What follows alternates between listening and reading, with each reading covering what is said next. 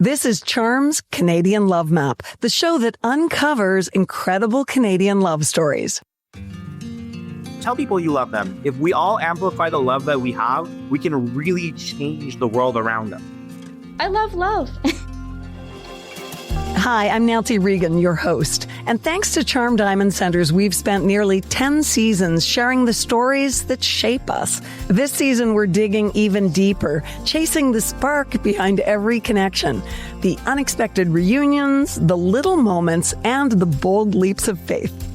In order to have world peace, or even a thought of it, we all have to work together.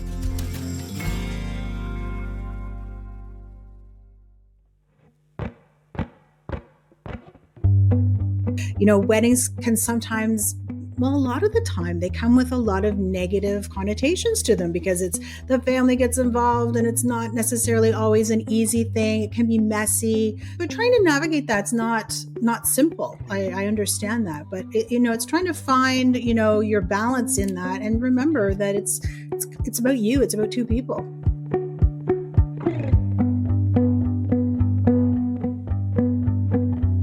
Welcome back to the Canadian Love Map podcast. I'm Nancy Regan.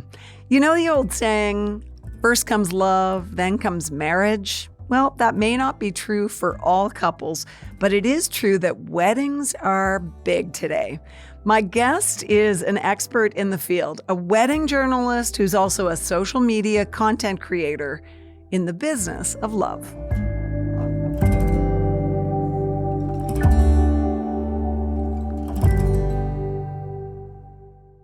Alison McGill, welcome to the Canadian Love Map. Thank you for having me. I'm excited to be here. Can you hear the wedding bells ringing? They're always ringing in my life. Yes. Some people have ringing in their ears, but you have wedding bells all the time. I do. How did you come to be a wedding expert? Well, like most great journalists, I just went to journalism school and found myself landing in a space of wedding media. I was in fashion and beauty before that. And then I became the editor-in-chief of Wedding Bells, which was Canada's wedding authority. And I did that for a very long time. I honestly landed in it not because of any other reason that I was a journalist, and it was an interesting opportunity and it was an amazing opportunity. And getting into that business, it is something that the content was always happy. It was joyful. It was beautiful. It was fashionable. We talk about travel. We talk about love. We talk about gems. We talk about all of these pretty beautiful things. It's a pretty great gig. It is a pretty bright gig, isn't it? It is. You're not usually looking at the dark like a divorce lawyer might be. Absolutely not. The dark side of weddings. What do you remember of your childhood impressions of weddings?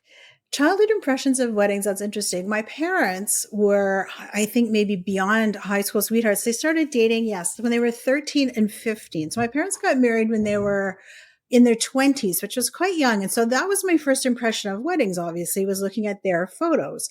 Mm-hmm.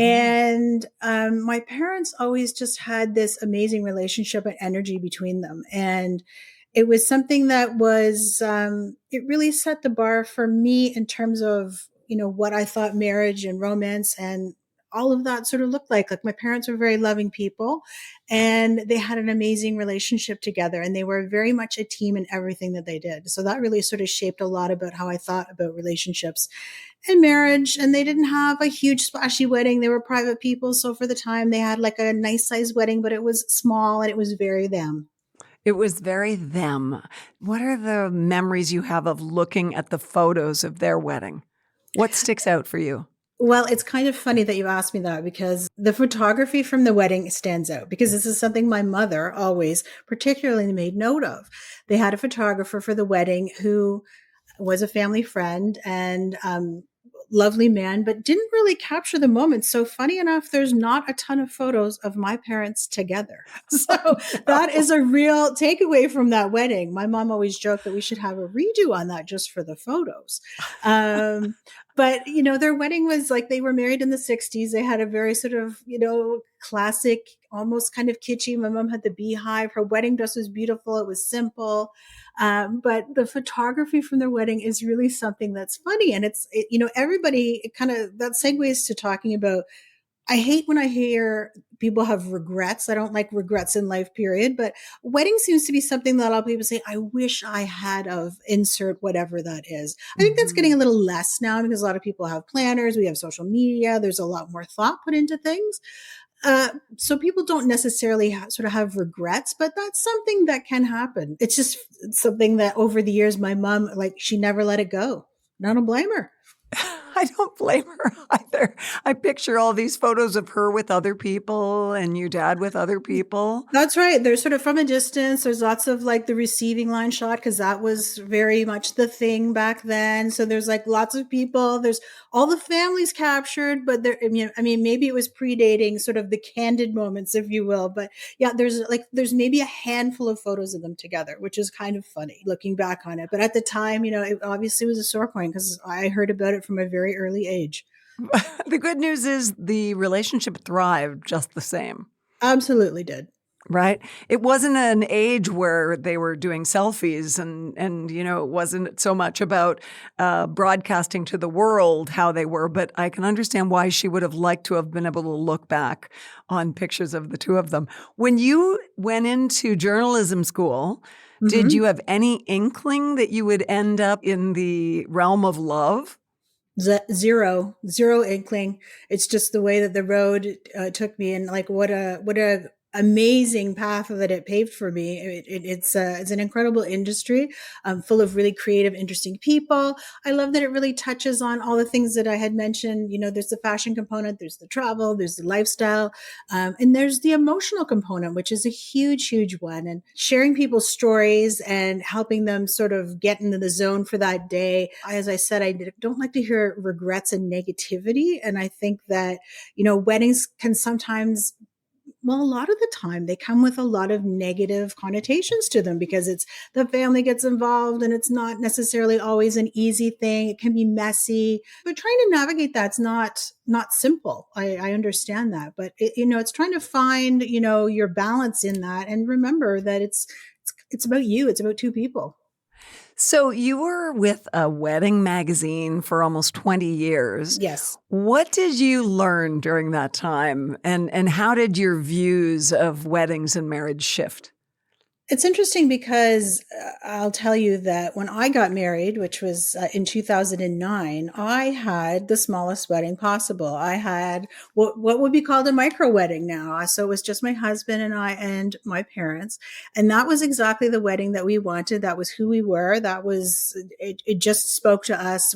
That is what was right and felt right for us. And it was an amazing day. We had a wonderful day, but everybody had this, sort of shock reaction because it was also a surprise wedding. Didn't tell anybody about it. So when it happened, it was, an interesting narrative because people would say, but you're an editor of a wedding magazine. And I said, yes, but this was my perfect wedding. So it really comes down to, it's all about what you want as a person. And really sticking with that. Personally, that was something that I learned in my journey. I mean, and a lot of things have changed since 2009. Oh my goodness, weddings have really exploded. Social media took them into a place we could have never imagined. There's a lot of pressure now for people. They feel having weddings, having a viral wedding is a big thing for some people. Wait, I'm going to stop you there. What is a viral wedding? Is that when everyone gets a cold? No, just kidding. No, not that one. That's a different kind of viral wedding.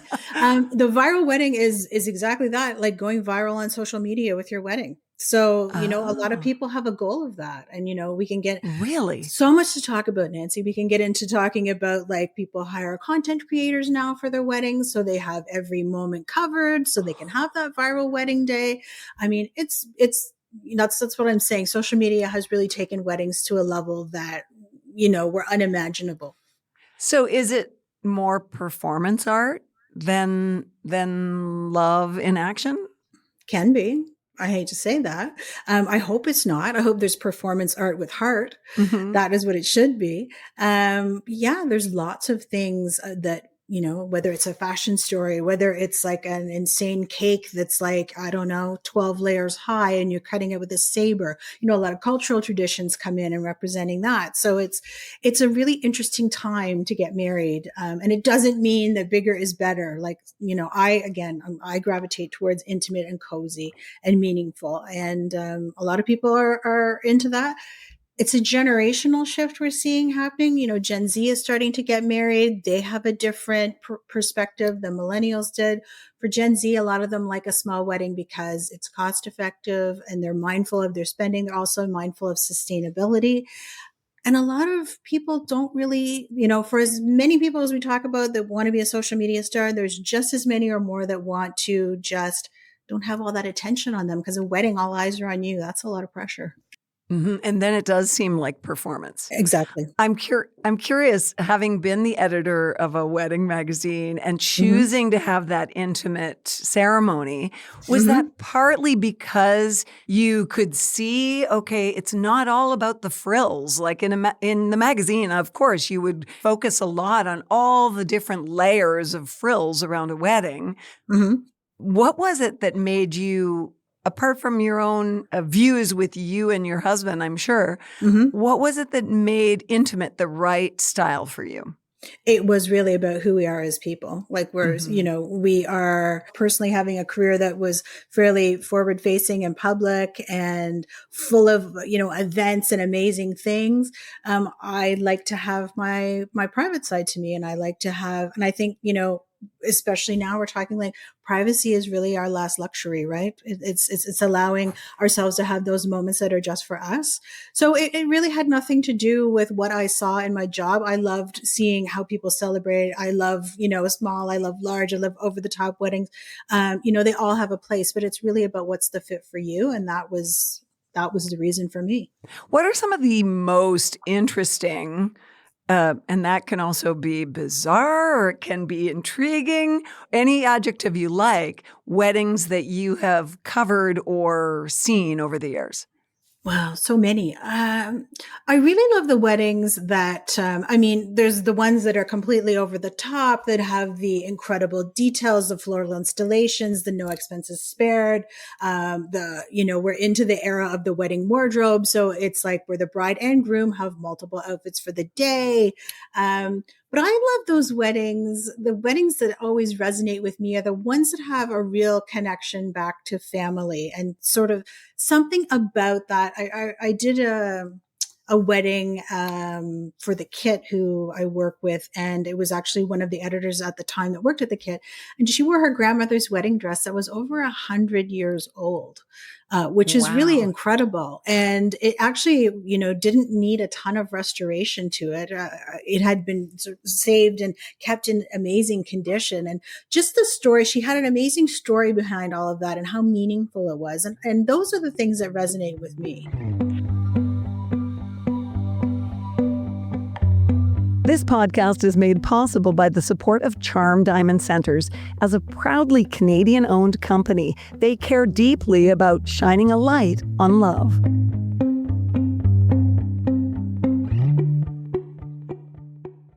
And haven't there also been real sort of shifts in wedding attire? Like some people are really moving away from traditional wedding attire, whether it's the, very expected wedding dress or for the whole party. What are you seeing? Yeah, absolutely. You can pretty much get married in anything you want. Anything goes. I'm seeing, I'm going to tell you, just back to talking about the influence of vintage. Vintage is so, so, so huge right now, specifically with brides. It is, again, going back to there's a storytelling that comes with that. And people are very into the nostalgia right now, and they love things that have stories behind them, whether it's jewelry or it's fashion. And it's really interesting, like that vintage has become so huge. And, a lot of bridal designers now, that's one of the biggest trends, is like a vintage influence. But, the current generation takes it a step further and they want those dresses from the 30s, the 40s, the 50s, whatever your vibe is. And it's really incredible how these have come to be such a huge thing. Like, we've seen celebrities do it. And, when we see that celebrity culture doing it, we know that it always trickles down quite quickly into our own, realm. And that's really interesting, a fashion story. But yeah, people are getting married in suits, pantsuits, jumpsuits. The grooms are really having fun with their fashion, which is really great. They're experimenting with color and silhouettes, and decades again are big. Like the 70s is really huge. So it's kind of anything goes, which is super fun. When you work with the Kit, and that's a social media platform, right? The Kit's part of it's a media platform. It's part of the Toronto Star Group. Yes. Okay, so you give advice sometimes to people, correct? Sometimes I do. Yes. And what sort of advice are people usually looking for around the subject of marriage or weddings, I guess? Well, around the subject of weddings, it's all etiquette is always there's always something to talk about with etiquette. There was one reader that we had a question come in for saying, do I have to invite my mother to my wedding because we've had a toxic relationship? So that was interesting to tackle. Obviously, I went to a professional for that, a behavioral therapist, to sort of say, how do you tackle this? And, what do we say? But, these are the questions. There's a lot of questions about family, about dynamics, about who gets invited. Budget, of course, is a huge one, because overspending on a wedding can go off the rails pretty quickly. And of course, lots of fashion advice. People want to know what to wear to a wedding, because it's not only the couple getting married whose fashion has really become sort of elevated and a fun thing. Guest dressing is a big thing now. Theming of weddings is huge. So a lot of people are served guest mood boards before they go to a wedding to sort of give them some inspo on what to wear. So yeah, lots of weddings come with tons of questions, don't they? Oh, I have to do another time out on that. What is a wedding mood board? A wedding guest mood board? Yes, please. Yeah. So people put together like fashion mood boards, and they usually include them on their wedding website. And, I don't know, say you're having a wedding and it has a theme of, Western chic, I'm going to say, because sort of the Western cowboy theme was big for a while. So just putting together, outfit ideas for the guests. So you can sort of have an idea of what that dress code means, because people want like the guests to come with a cohesive look, because again, it feeds back into the image, it feeds back into the imagery and the content. You see where I'm going here. Social media plays a big role in weddings today, doesn't it? I'm going to go back to that. Massive. It does. That's where people find their ideas. They, post all of their, they post it all up after the wedding, and which can get into another question of, who's posting that content first. You allow, a lot of couples don't want guests to post content before they do. Lots of stuff, Nancy. So excuse the pun, but is social media part of weddings for better or for worse? Well, it's a slippery slope, isn't it? It's a bit of a double-edged sword. I mean, I think a bit of both. I always, again, like to see the better in things, but you just have to be able to keep things in perspective and realize, what that social media component, how it's driving you, and if it's driving you a little over the edge when you're doing your planning. Well, that's what I was going to say. Weddings have become such an industry. Certainly since I got married for the first time, way back in 1994, there has just been a tectonic shift of how weddings are approached. And I wonder, is it more about excitement, or is it more about pressure and anxiety when it comes down to it for the people involved? Probably a little bit of both. I would say, for sure. I think that social media and also celebrity culture, as we talked a little bit about, drives that massively. And I just was reading something the other day about we can expect sort of weddings and the way they look and the way the industry rolls to kind of have another sort of shift with the Taylor Swift and Travis engagement and impending wedding. Selena Gomez is a great example of a celebrity wedding we just saw recently, who I loved what Selena did, because she didn't have her content on any other platform except her own. We didn't see it picked up by Vogue or a media outlet. Like, she did a slow drip and continues to do a slow drip of, reveals about her day, which I thought was really interesting. Well, it does say a lot. I did not even know she had already gotten married. And I watch Only Murders in the Building, which of course Hmm. Selena is in. And so I have her on my radar. But I kind of loved the fact that I realized after the fact she had gotten married and it hadn't been splashed everywhere. Right. It was interesting the way that she rolled that out, and she took ownership of that content. So Hmm. again, that was a big one. But I'm curious when Taylor and Travis get married again. That's going to set huge trends. Whatever she wears. I mean, the ring in itself, that was like the biggest story for days. And the Her, biggest ring. and the biggest ring. Well, not quite the biggest. We had like a 30 carat one before that one with an engagement. But yeah, it was still talking about it. It's so impactful. It was such a moment. Not since like Princess Diana's ring. Yes. So, what do you see on the horizon? If you were looking into your wedding crystal ball, what do you think will be the future trend? I think that couples will continue to do weddings their way. I do think small will continue for a lot of people to be the way.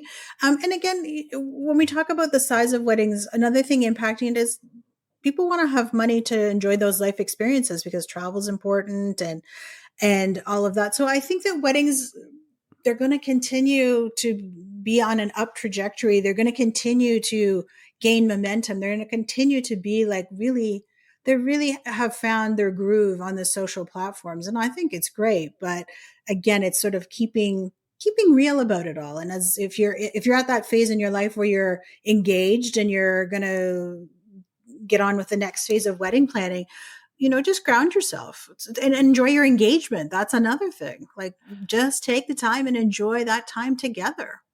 Well, you almost took the words out of my mouth because I wanted to ask you, what advice do you have for not just young people, people of any age who have just gotten engaged? If you catch them right then, what is your best advice? Take the time, like enjoy being engaged, because that's an amazing life moment. And for some people it's short, for some people it's a little longer, or for some people it's years and years, and maybe they actually never do actually tie the knot, but they're engaged. It's a special time, and it's a moment for you to kind of just have that phase of your relationship, and I think it's really important. How has your podcast shaped your perspective on weddings? Yeah, it's interesting. My podcast is really for people who are, getting engaged or, on the verge of wedding planning. It's also great for industry pros. I've had lots of amazing people on there, a few celebrities. I had India Hicks on after she got married. She talked about her wedding. She was with her partner for years and years, and she decided in COVID that they should get married. And that was a really fun story for her to share. Because again, she was Princess Diana's bridesmaid back in the day Mhm. and when she got married to Prince Charles. So the podcast is really, again, just pointed out to me, like, one of the questions I always ask guests is, why are people what do people love about weddings? And it really comes back to what we're talking about, this moment between two people and the relationship between two people and that specialness. And that's the connect. People really like that. And during COVID, when we couldn't connect, people still had the tiny weddings, but they had the celebrations after because they missed everybody. Yeah. And I do think that young people, you mentioned travel, and young people today are really valuing travel very much. Very They'd much. rather have life work balance and be able to do more travel than to have a more serious job. And that must tie into the wedding scheme as well. I'm curious to ask you before I let you go to tell me a few ideas that you have seen done at weddings that are just completely original and eye-catching. There was one wedding that it was a few years ago that I covered, and it was a couple in Quebec City. They got married, and they had a super fun wedding because they were very whimsical people. And I don't know where they sort of found these costumes, but they all sort of had like whimsical animal heads on. And they had a parade through this alleyway, the cobble streets in Quebec. It was so different and so creative. I just loved that. So these are the things that I love when I see people getting super creative, in the space of their wedding and really expressing who they are. Like the photos from this wedding were amazing. And then just the social content was great too. But just, I like that outside of the boxness. And that's what everybody really wants. They want a super personal, very individual celebration of themselves and their weddings. And so I think that's the main driver happening right now. And whatever that looks like for you, embrace it and figure it out and spin it into your wedding day, because guests love it and you love it too.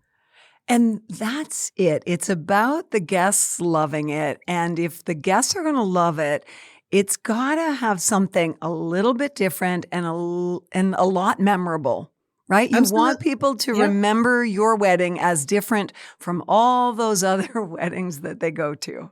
Absolutely. I mean, it's like every great party you walk away, people always remember if the food was great, if it wasn't so great, and they remember what kind of time they had at the party. And I mean, the guest experience has become super, super important right now in modern weddings. And I think it's great because it's really thinking about how you're going to make that different, how you're going to make a personal impact. And, it just makes for an amazing party. What's the future for you? And will you continue to focus on weddings? And if so, how will it shift, do you think, to keep it interesting for yourself? I don't know. It's kind of sort of a road that unfolds, isn't it? So yes, weddings will continue to be a focus for me. I've sort of been in wedding media for so long. I just love it. I really enjoy it. And it's really something that is fulfilling. And like I said, it's a joyful content area, which is, I feel fortunate that I get to deal in every day. So I'm curious to see how weddings continue to evolve. I mean, how are we heading into 2026? That is just wild to me. And, couples are already planning ahead for like 2027, 2028 weddings. It will be interesting to see how things roll along. And I'm curious to see how they continue to evolve, because that's exactly what it is. Weddings are evolving at a great pace right now. Well, thank you for your spotlight on love. And, I think it's great that you share something that is really entertaining for people, but also, as you say, beautiful and positive and really based in connection. Thank you. Awesome. Thanks so much, Alison. Thanks, Nancy. Thanks so much for listening. If you have loved this episode, then why not subscribe, rate, and review Charm's Canadian Love Map? Do you have a love story that you're dying to share, yours or someone else's? Reach out to us at Canadian Love Map on Instagram or Facebook. We'd love to hear your story.